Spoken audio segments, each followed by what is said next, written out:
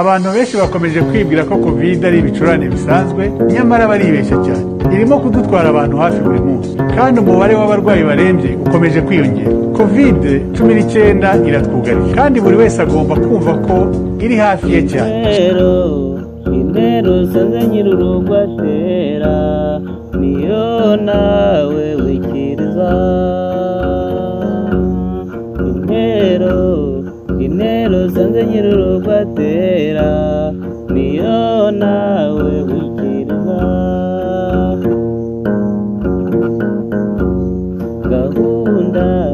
Gahunda y'igihugu, ubu ni ukwambara agapfukamunwa.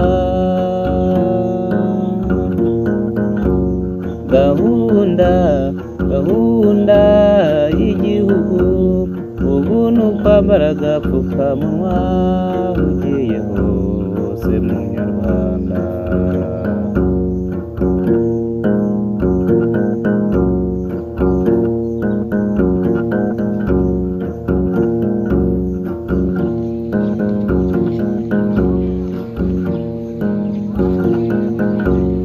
Usohotse ugize aho ugana, genda wambaye agapfukamunwa.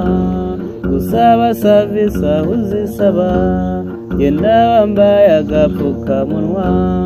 Uha savisi abakugana, genda wambaye agapfukamunwa. Bana b'u Rwanda twirinde COVID-19, COVID yaraduhemukiye, bana b'u Rwanda yaraduhemukiye.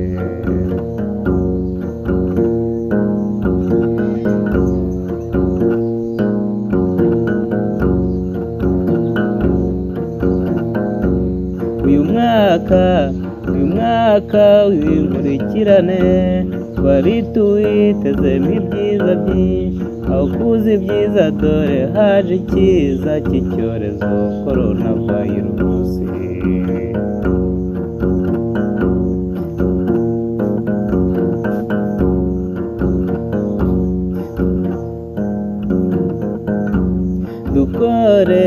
Dukore twiteze imbere, twizigame tunaziganya. Dutaha kare, saa 2 z'ijoro ntizigere. Hari umunyarwanda ukiri mu nzira, umuco wacu wo kumvira. Dukomeze tuwugire ingabo, ku iherezo tuzatsinda iki kiza. COVID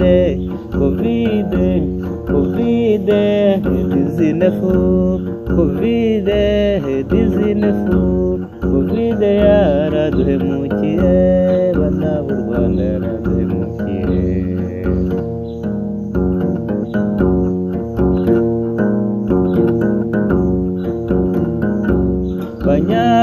Banyarwandakazi, tureke kugira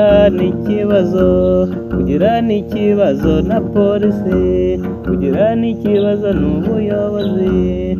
Ikibazo tugifitanye na coronavirus.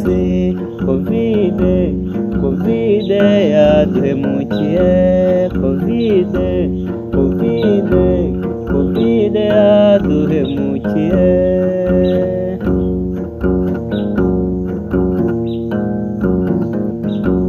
Abandi inkuba y'inkaburana inkumburwa y'ingenzi mu ngeri ikiri gitananga.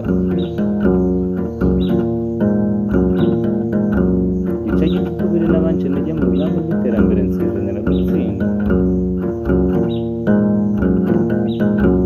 Intero twese abanyarwanda dufite no gutsinda iki cyorezo cya coronavirus.